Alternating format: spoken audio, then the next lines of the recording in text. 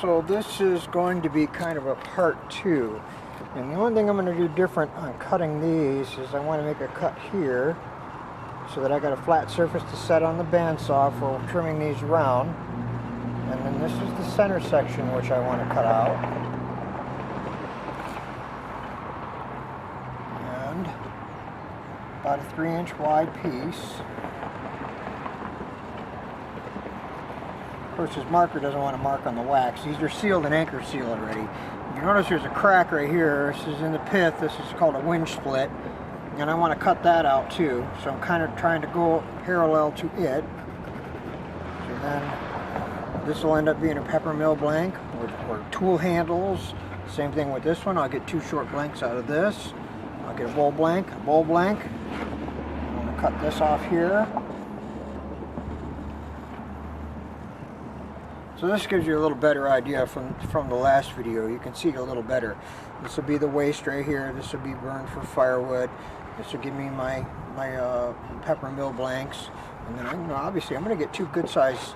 That got to be 6-8 inches right there. That's about 5-6 inches right there. Pretty good size depth on these. And I'll get some of the sapwood. I want to keep some of the sapwood in it just for contrast. All right, get the saw going here.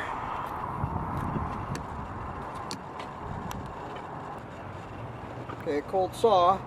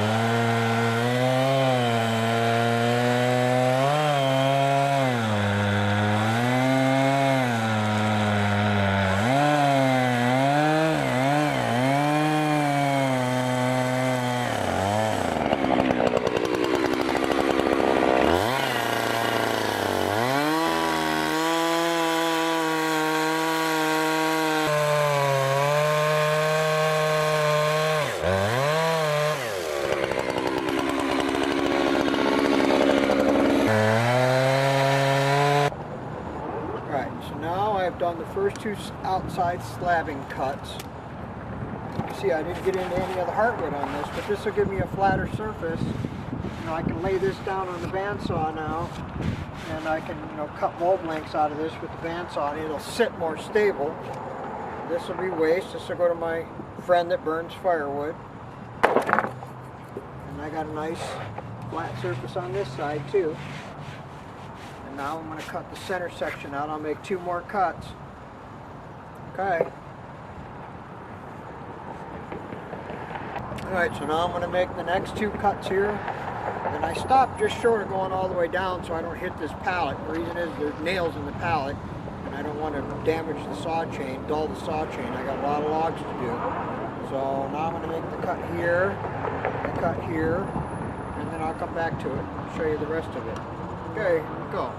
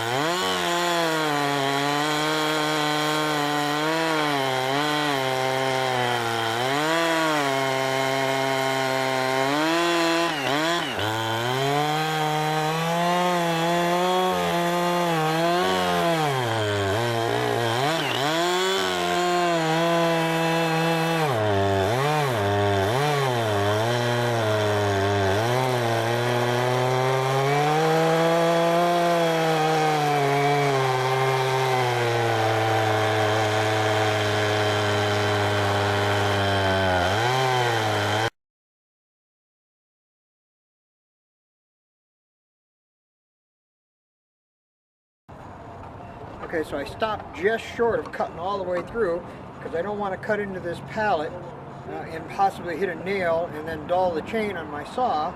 So hopefully, you know, this should just split right apart. I'm going to use this wedge.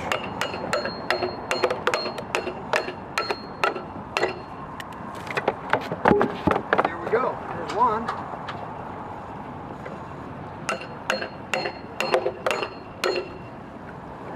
Gotta love hardwood.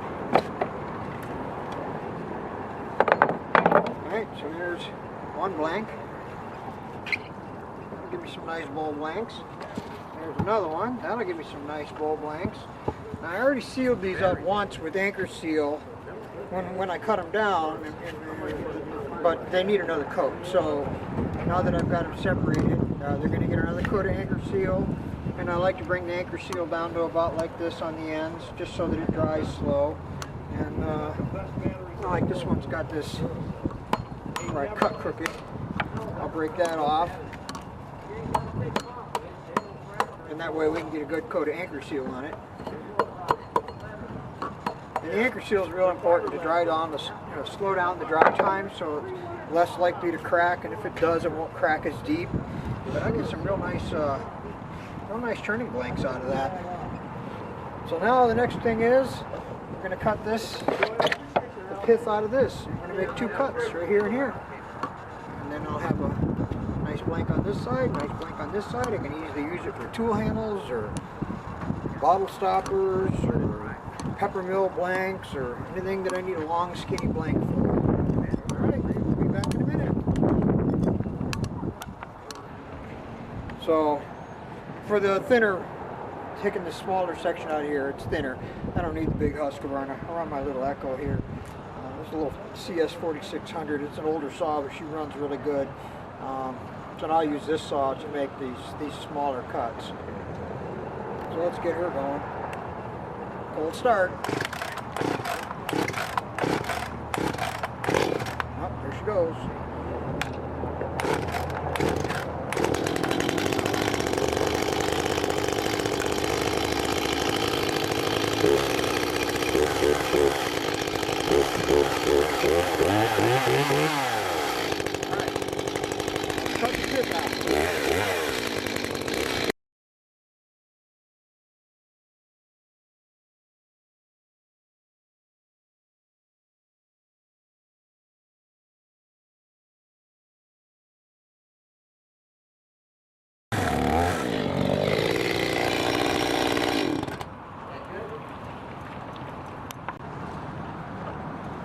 Okay, so now we stopped a little short of the edge again. And I stopped right about there. Like I said, I don't want to cut into the pallet because I don't want to hit nails. So this should just break apart real easy, just like that. The same thing on this side.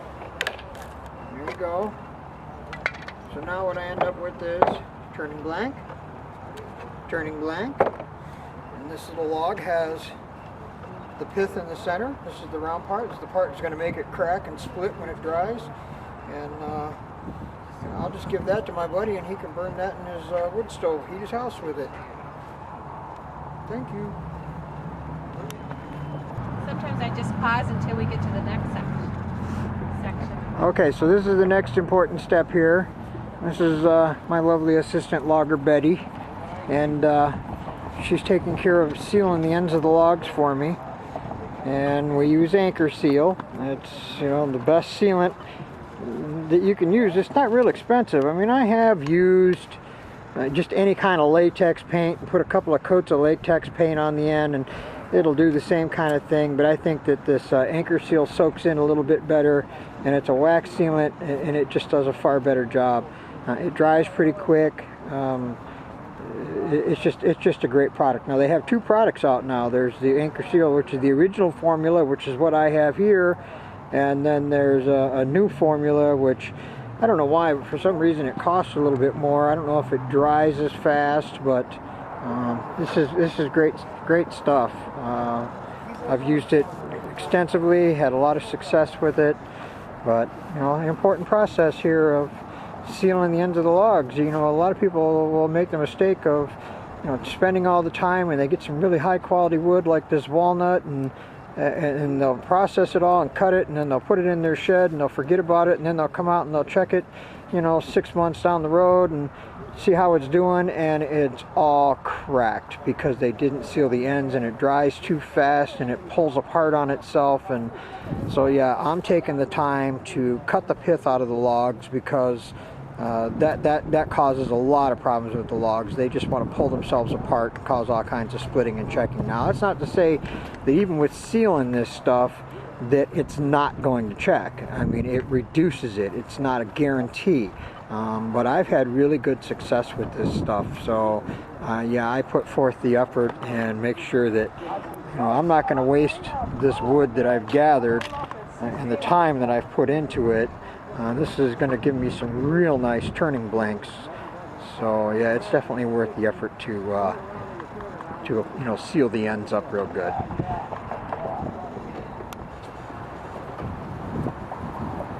Alright, this one's going to be a little bit unique. I have a branch on this side, branch on this side, which is going to yield crotchwood figure down the middle here. And walnut crotchwood figure is very beautiful. And then it's also going to give me some crotchwood figure on this side and on this side in the bowl blank. So I want to try to utilize this as best I can. So the first cut that I'm going to make to cut out the pith is going to be right here, and this should give me a pretty good section of crotch figure in the pepper mill blanks on this side, and then I'll slab here and here, and that should still leave the crotchwood figure in the bowl blank. And then of course I'll cut the small 3-inch section out of the center for the pith. But this log is really kind of weird because it's got the branch on this side, the branch on this side. It flares out. It's bigger at the bottom than it is at the top. So I'm going to start with a very narrow cut at the top here on these slabbing cuts, and you know, it's going to kind of flare out as it gets to the bottom. So the bowl blanks might actually end up being thicker on one end than they are on the other, and that's kind of been happening with some of these logs as I go along. So that's the story on this one. Sometimes you just kind of got to step back and take a look at the log to get the best figure out of it that you can.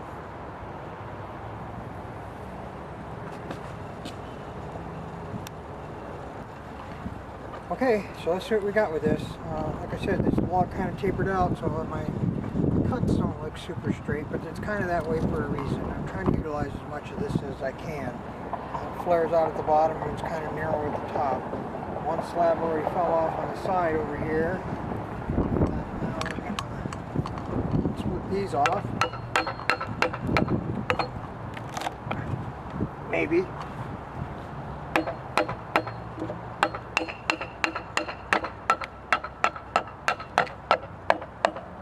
There we go.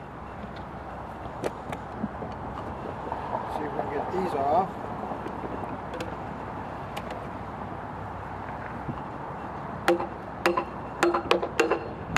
Here popping.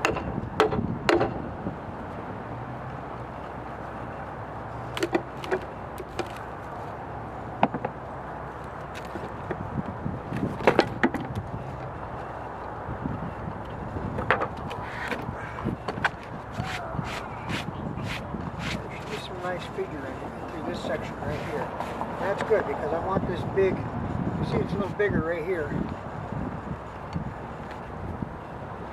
Bigger here than it is at the top. I'm not too concerned with this. But I'm going to get a nice blank out of that. There should be some nice figure in there. Let's see what this one looks like.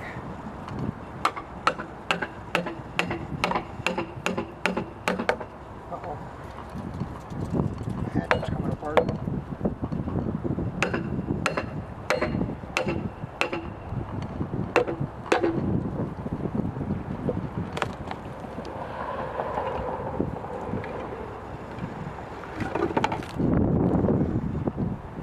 Same kind of thing. Here's some beautiful stuff here.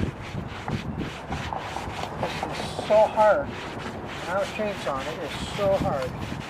Yeah, that should give a real nice blank right there.